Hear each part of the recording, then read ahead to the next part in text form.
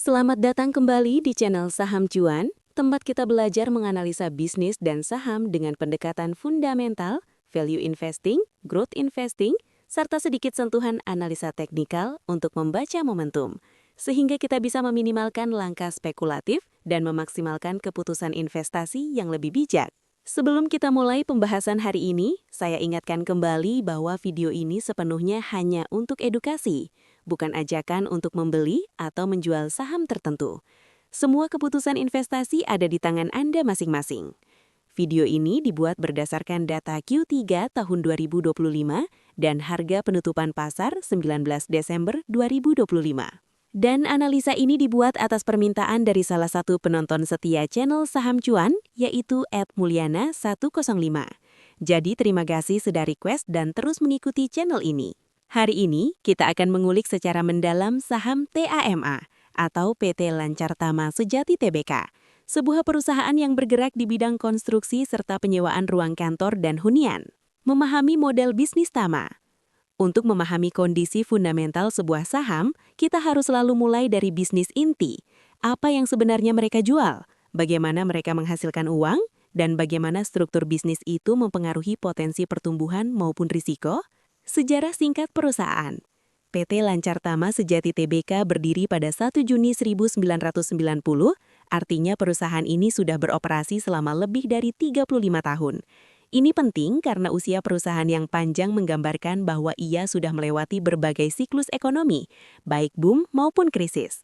2 pilar bisnis utama. 1. Jasa konstruksi. Konstruksi gedung tempat tinggal, gedung perkantoran, gedung industri, gedung perbelanjaan, hotel dan bangunan komersial lain. Konstruksi adalah bisnis dengan margin kecil, risiko tinggi, dan sensitif terhadap kondisi keuangan klien. Namun jika dikelola baik, sektor ini bisa memberikan pendapatan besar. 2. Penyewaan ruang kantor dan hunian. Berbeda dengan konstruksi yang cenderung project-based, penyewaan adalah bisnis recurring income, lebih stabil, lebih bisa diprediksi, dan biasanya menjadi pondasi keuangan jangka panjang. Namun berdasarkan laporan keuangan, kontribusi dari penyewaan masih relatif kecil dibanding porsi konstruksi. Struktur pemegang saham. Struktur pemegang saham TAMA cukup terpusat. PT Lancar Tama Tirta Anggara memegang 50,33%, masyarakat memiliki 37,40%, Katrin Wijaya salah satu komisaris atau direksi memiliki 12,27%, dan Alex Wijaya memegang angka kecil kurang dari 0,001%. Konsentrasi kepemilikan seperti ini punya dua sisi. Yang pertama, stabilitas. Manajemen mudah mengatur strategi jangka panjang. Yang kedua, risiko. Potensi aksi korporasi atau pergerakan harga sangat dipengaruhi pemegang mayoritas. Valuasi TAMA, murah atau mahal?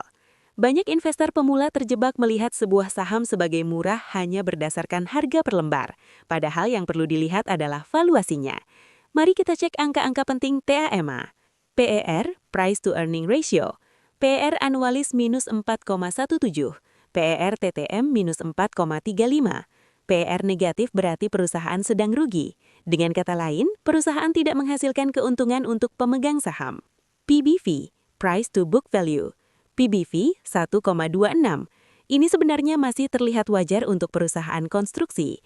Namun PBV yang terlihat murah ini harus dipertimbangkan bersama hutang yang tinggi, karena book value mudah tergerus bila banyak kewajiban. PS, Price to Sales. PS ratio 2,11. Ini agak tinggi untuk perusahaan konstruksi. Biasanya PS kurang dari 1 lebih menarik karena margin konstruksi cenderung tipis. EV per EBIT dan EV per EBITDA. EV per EBIT 32,83. EV per EBITDA 28.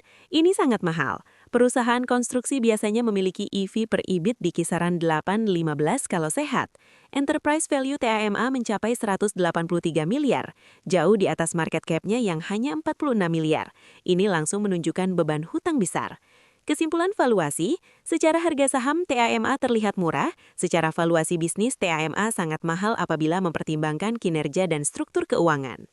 Profitabilitas dan kinerja operasional. Sekarang kita masuk ke inti fundamental. Margin keuntungan, gross margin 35,14%, bagus untuk konstruksi. Operating margin minus 6,89%, operasi merugi. Net margin minus 112,82%, kerugian sangat besar. Net margin minus ratusan persen menandakan bahwa beban biaya, terutama bunga, sangat menggerus pendapatan. Return Matrix ROA minus 5,68%, ROE minus 28,89%, ROIC 3,42%, ROCE 4,84%. ROE minus hampir 30% menunjukkan perusahaan menghancurkan nilai ekuitas. ROIC hanya 3,42%, jauh di bawah cost of capital yang biasanya minimal 8-12%. Secara sederhana, perusahaan saat ini lebih banyak menghabiskan modal daripada menciptakan return.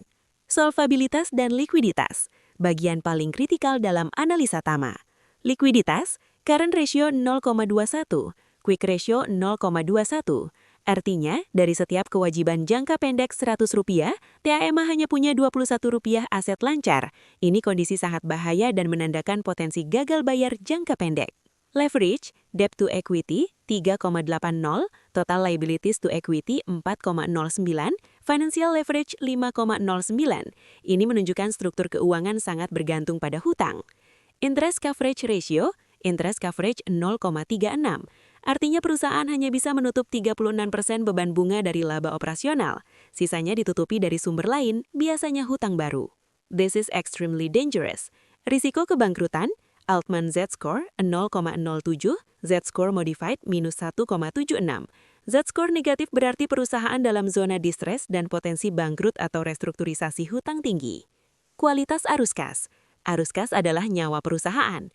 Cash from operations minus 5 miliar, cash from investing 0, cash from financing plus 5 miliar, free cash flow minus 6 miliar. Ini menunjukkan perusahaan tidak menghasilkan kas dari operasi, justru bertahan hidup dari hutang baru bukan dari bisnis inti. Tanpa perbaikan CFO, risiko gagal bayar bisa meningkat. Analisa pertumbuhan.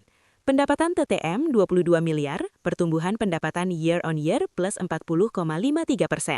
Ini sebenarnya positif, ada pertumbuhan pendapatan, namun EPS year on year turun minus 55,83% dan net income masih minus 10 miliar.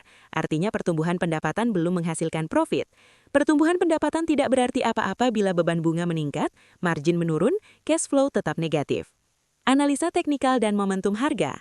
Kinerja harga, 1 year plus 171%, 6 months plus 46%, 3 months minus 17%, 1 month plus 11%, 52 week low 13, 52 week high 49.